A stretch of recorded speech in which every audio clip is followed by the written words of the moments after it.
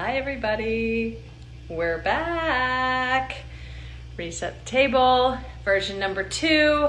Let's see if I'm a little slicker on it this time than I was last time. We have an amazing guest coming on.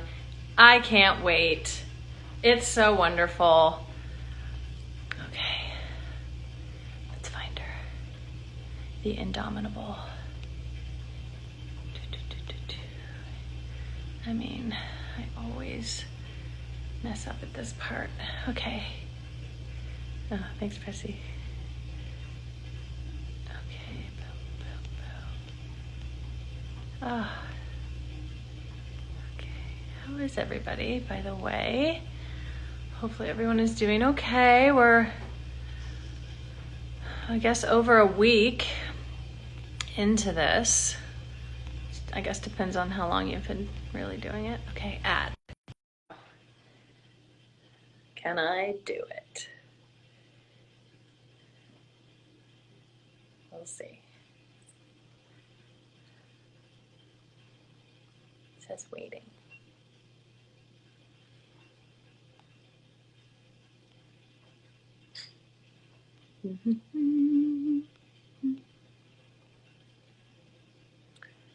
Okay. Still waiting.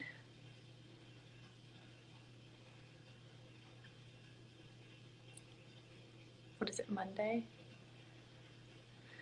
We made it to the weekend, people. We're good.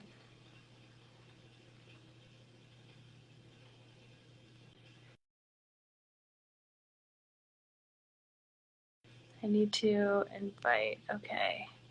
We're gonna figure this out. Go live with.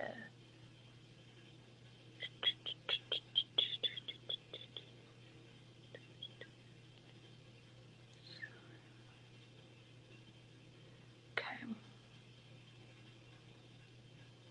Someone sent me a tutorial earlier and here we are.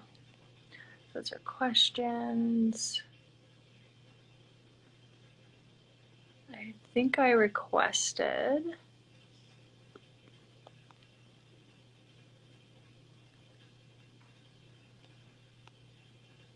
Boom, add. There we go. Say hi. Oh my God, you did it. We did it. Hello. Okay, let me turn this volume up. Wow, we finally did it. I was getting a little nervous. Okay, Turns out this sweater holds heat. We did the hardest part. I know. I mean, we did the thing. I'm like, I'm supposed to be a millennial and like I can't figure any of this stuff out. It's hard. Yeah, we did it. We did it. Hi, Beans. Hi. Thank you, babe. Okay. Oh, wow. This is so exciting. Hello. How the hell are you? Where are you? We are holed up in Connecticut. We are just laying low. We were both kind of traveling and out on the East Coast when it was like all happening. And we just sort of like posted up here. Sue was actually, she keeps making this joke like she was Paul Revere because she was in Seattle when it like really hit. And then she came east and she was like, you guys, it's bad. It's really bad. She was like sending the message and people were like not knowing it yet. So anyway. And now they all know. And now we know. Well, thank you so much for coming on and for being with us here at Re-Inc. We're so excited to have you on. I speak for everyone at the company in saying that we love you and we're just so thankful for you and your work in the world. And we're so happy to have you on. So everyone, this is Glennon Doyle. She needs an introduction. She's amazing. So normally when we do our resets, we start with just a moment of like guided meditation. I do not normally do them, but you know what? Everyone's having to step outside themselves right now. So I'm going to attempt to lead us in a little bit of grounding. I'm so impressed already. A brief meditation. Okay, this sweater is a lot hard harder things. than I thought it was going to be. Okay, so everyone on IG, join us. Everyone just close their eyes. Take a big, deep breath in. Let it out. Feel your feet on the ground. hear the sounds around you. Breathe into that little bit of anxiety that I think we're all feeling right now. And just let it out, even for just 10 minutes.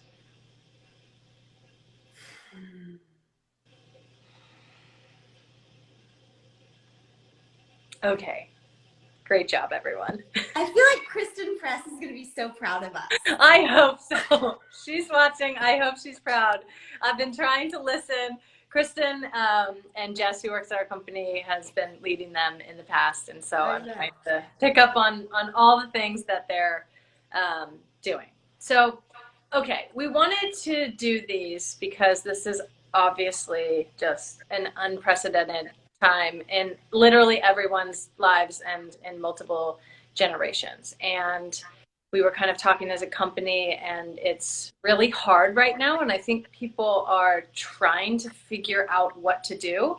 And it's really easy, I think, to be confused and to be a little bit paralyzed in this moment. But we feel like there's just a really big need and a lot of space for hopeful ideas and still creating beauty. And we find that to be really important while coupling that with press briefings and keeping yourself educated. So our whole thing with Reset the Table is to gather people. It's to spark exploration within yourself and reflection within yourself, but to do it in this really beautiful group where it's open and people are being honest and you have thoughtful conversation.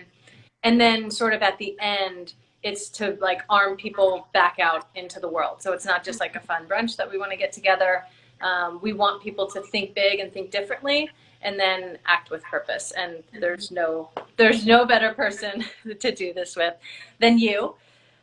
So we are so interested in these questions, and I feel like they just totally resonate with you, all about sort of this rediscovery of yourself and your community and your purpose. And so I think first we want to start with how and when have you felt a sense of belonging, and how have you maintained that? Well, I mean, first of all, I think if we're going to talk about belonging, we have to define belonging, right? Because I think that we've had this idea of what belonging is in our culture that isn't working anymore. And I think we have two opposing things, right? We have our individuality. We're born with this like wild individual self. Mm-hmm. But then we have this need to belong, right? That's how we survive, is to belong to a group.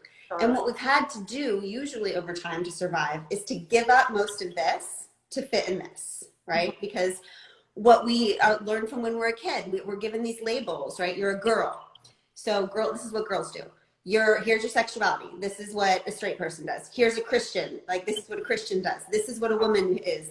And so we start to fit ourselves in these little cages, and we lose all of our wild, right? The way we keep our belonging is to not step out of line, right? Like, if a girl doesn't act like we're taught a girl does, then that's where all the tribal shaming comes in, right? So we end up sacrificing who we really are in order to be safe, so we won't be shamed by the crew. So I think one of the beautiful things we can do, which is exactly what you're doing, which is why I'm obsessed with reading. Like, Abby doesn't even want to hear about it anymore. Like, you don't understand. She's like, you understand that I played soccer. Like, I know these people. Like, this is, okay. Is because we have to come up with this whole new definition of belonging, which is we can no longer require the abandonment of the individual in order to earn belonging, right? Yeah. We have to have a different model of belonging, which is like your table, where, like, the way I imagine it is a new idea of family, of marriage, of community, of churches, of companies, where belonging means you're required to bring your whole self to the table, right? And you're allowed to say the hard thing, and you're allowed to step out of line. You're allowed to say the thing that, you're allowed to say the thing that differs with everybody else. As a matter of fact, you're required to, right? Because we don't change status quo unless people bring things to the table that challenge it. Yeah. So belonging, I think, is not fitting in, right? It's totally different. It's this idea of I can bring my whole self to the table, and I will be both held by the group and free to bring my individual self. Exactly. I love that so much. I love the idea of, in order to break the status quo, you have to actually do something. We talk about this all the time at Re-Inc. And one of the reasons that's our name, Re, it actually means again, but better. So we talk all the time, like, we don't really actually want to burn the entire thing down, because there's a lot of great things that are existing in our time, but maybe they just need to be tweaked, or maybe we need to leave some of it in the past and then we can move forward. But I feel like we're coming out of this period where it's just like, and of course, protest and resistance and all that is important. And now it's like, okay, what's the next step in that? How do we create spaces where people feel like they belong and they feel like they can bring their ideas, and it's sort of that safe space while still challenging people to do a little bit more. So we talk about that all the time. I love that. Yeah, and you're talking about freedom, which is different than rebellion, right? Like, rebellion is just as much of a cage as obedience is, because you're still just reacting to a status quo instead of creating from a new thing, right? Exactly. So, I mean, and you guys always talk about imagination. That's everything, right? You reimagine is what you're always saying at Re-Inc. And I resonate with that so much, because especially for any group that's been marginalized, we can't consider imagination as like a little puffy thing inside. That, like, imagination is where everything has to begin, right? Because if we only look at what's already there, we will only keep building what we've always gotten. Exactly. We're building the same structures and then trying to fit ourselves into that. And like, no matter how well we build it, it's just not going to work. Because it wasn't built for us. We have to be creative in these times, and we have to just like kind of dig in and just like work. Like it does take work, I think. Which is fun when you have that sort of different mindset. You're not working to try to fit yourself into this little place that doesn't really fit. You're actually sort of, we call it Tobin's Mind Palace. But we're trying to get in there and just say, like, okay, what has worked for us? Where can we take little bits? And then where do we need to move on? And where do we need to create something new? We wanted to ask you this, but what like fuels your work, and what fuels you at work, and how do you sort of keep that spark alive? And maybe it's more of that kind of like personal revolution, that again but better. We love that sort of theme throughout your writing and what you do, of like, okay, I just did this and now this feels amazing, and then you're like, oh my gosh, I'm different, and now I have to keep going. So like, what fuels that for you?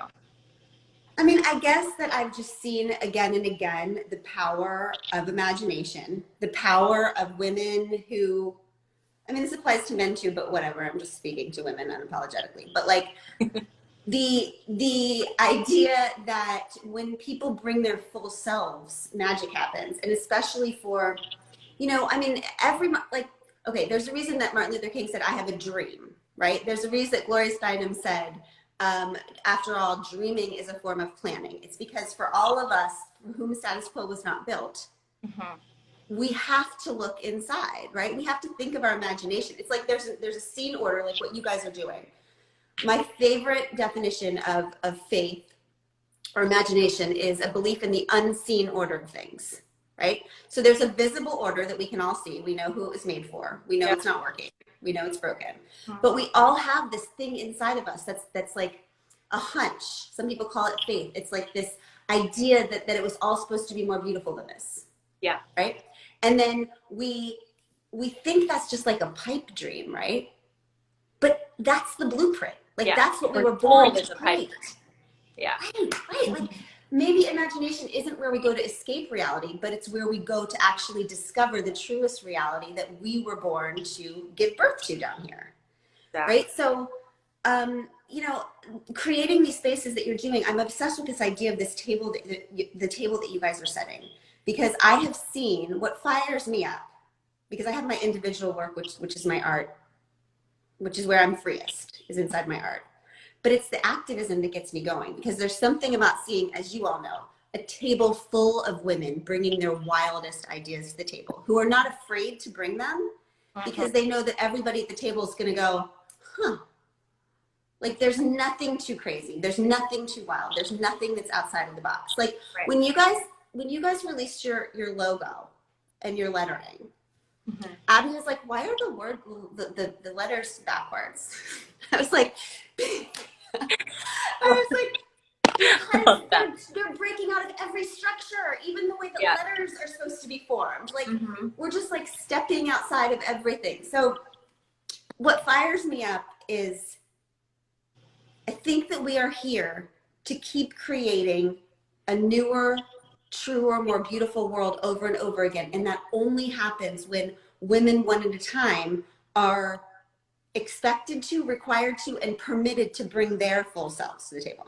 That's exactly it. That's it's again but better all over. I was just thinking as I was in the shower today, and this is something that really drives our company and is like at our core, and it's particularly pertinent in these times when so many things are uncertain. I think a lot of times we think of art and creativity, whether that's, you know, painting or words or writing or whatever it may be, as like this escape from what is happening. And it's the blueprint to what can happen. And like, that's what I feel like, you know, there's so much happening right now, and there's going to just be some practical shit that like we have to get done. And that's, but it's also like, we have to cultivate that within ourselves, because we might be getting like a once in a generation opportunity to really reimagine things in so many different ways. And so like really sort of leaning into that idea that art and creativity and space for people is the blueprint forward. Because I think about all the time, like the system that we live in, it was just created by someone. It's not like it's, you know, the natural order of the world. Like we're not reversing the flow of rivers. It's just something that was created. And so it can also just be created a different way by different people, and just giving people that permission to say that and to feel that, and also encouraging people to understand the roadmap is in creativity, and allowing people to go there, I think is so important. And you get to do it with everything. Like with companies, with governments, with families, with I mean, all of it, the norms, every norm was made by somebody. We get to make our own norms, right? We get to, every single life, every single relationship, every single company should be as unique as the person who's creating it, right? And there's a reason that the structures we have, you said they were built by somebody. Yeah, we know who they were built by, and they were built to serve a certain, so you're right. We're just redoing all of it to work for more of us, for more of us, for more of us, for more of us. And you all are doing that everywhere. You're doing it on the field. You're doing it in your companies. It's just, I'm so freaking inspired by you guys. Likewise. Okay, which brings us, I see it in the background, your new book. You were in the middle of a book tour. Did you start it yet before this? I had 1 day of book tour. 1 day of book tour. Okay. Wow. I mean, this is so crazy. So you are now having to reimagine your book tour and reimagine what community looks like, and bringing this amazing book to us. So just tell us a little bit about it. How's it going? How are you reimagining your book tour? And how do we get this book into like literally everyone? I mean, yes, the book is amazing. You should all buy it. But like, besides that, here's the thing about all the things we plan. Okay, we plan the book tour. We plan, and we have to plan, right? That's part of being a leader. But the thing is, nothing ever goes the way we think it will go. Ever, not one time, not in the history of the world. Okay, so we're not like laying railroad tracks. Okay, we're like riding a wave. And there is no solid ground. Nothing will go as you plan it in your relationships, in your book tour, in your whatever. But what I figured out, I was laying in my hotel room and we had to decide whether to call the tour or not. And it was early. It was like, 14 days ago or something. I don't know, when people weren't sure about this yet. And I remember being in my room and thinking, how can I cancel this? Like, everyone's been working on this for a year. This book, Untamed, is the most beautiful thing that I've ever made in my creative career. And then I caught myself and I was like, no. Untamed is not the most beautiful thing I've made in my career. My community is the most beautiful thing I've made in my career, right? These people who at this point may or may not be showing up, and I may be putting them at risk, and I may, it all becomes so clear when you remember that we always love our people that we serve with, and our people that we serve more than whatever product we're serving. Like if we can keep that, if we can keep love and respect and community above anything else, we will always make the right decisions. And the right decisions might not be like monetarily beneficial in the short term. I will sure as hell tell you that. Yep, definitely. We hear you on that. Do you hear me that? It's just like, Rapinoe, who it is what it is. Bumps with sticking with her integrity. Yeah. But in the end, it always works out, because in the end, trust and respect are the only real currency. Right? So here we are, reimagining our book tour. Reimagining. And it'll be fine. It'll all be fine. It's, yeah. I mean, it'll be what it's going to be. We have to roll with these times. This is totally unprecedented. And I think that that's right. We always just tried like, okay, what isn't here? What do we need to do? Yes, you can, try to forecast and look long-term, but also what's in the immediate? How can we go with our gut to make these decisions and just honestly just do the best that we can? I think if you're forthright with that and you are leading with that same heart that wrote the book, that put those words on that page, that, painted whatever, that is doing whatever you're doing, then like that is sort of your guiding light. One last question to finish it off. I've written it down, otherwise I won't forget. Is there one thing that you can tell people to remember when they are in the process of trying to reimagine themselves, or they know that something is off or there's more? You talk about this in your book. What would you tell people who are like at the beginning of that little revolution within themselves? Well, first of all, I would say to honor it and not numb it and not deny it. I think that women especially are shamed out of our discontent. Discontent can feel like a lot of things in the beginning. It can feel like anger. Every marginalized group it's very important for power structures to shame us out of our anger, right? To make us think when we're a little bit angry or discontent that there's something wrong with us, instead of that there's just something wrong. Right? That we can be a part of changing. And the reason why that we are all shamed out of our anger is because angry people tend to demand change, right? Like every structure that was ever changed was because a bunch of people got pissed off. So my first advice would be, don't talk yourself out of your discontent, right? That little nagging there, that questioning, that anger might be your signal that it's time for something new. Yeah, it's definitely the signal. It's a gift. And when you lean into it, the other thing that I always say to do is like, forget right and wrong, forget should, forget supposed to. All of those are culturally created concepts to keep us in line. Forget all of those words. Don't ask yourself what you should do or what you're supposed to do or what's right and wrong. Ask yourself, what is true and beautiful? What's the truest, most beautiful family I can imagine? What's the truest company I can imagine? What's the truest nation I can imagine? Because good and should activates all of your conditioning, right? But true and beautiful does something else. It like reaches inside of you and you start to tell a story. It's here, not here. Yeah. And then write it down, because for whatever reason, the true and beautiful, it only wants to come to life like one dimension at a time, right? It's like an architect, like you can't go from like this dream of a building to like start building it. Like it needs one dimension at a time. So give yourself permission to admit you have discontent. Ask yourself, what's the truest, most beautiful? Write it down, put it away. Don't tell yourself you have to do anything about it yet. Just let the dream sit there for a little while. And eventually, after you know it exists, you get enough courage to take the first step to make it real. Oh, I love it. What is true and beautiful? Trust your gut, trust your heart always. This will like follow and it'll like figure it out at the end. But it's like, you know what?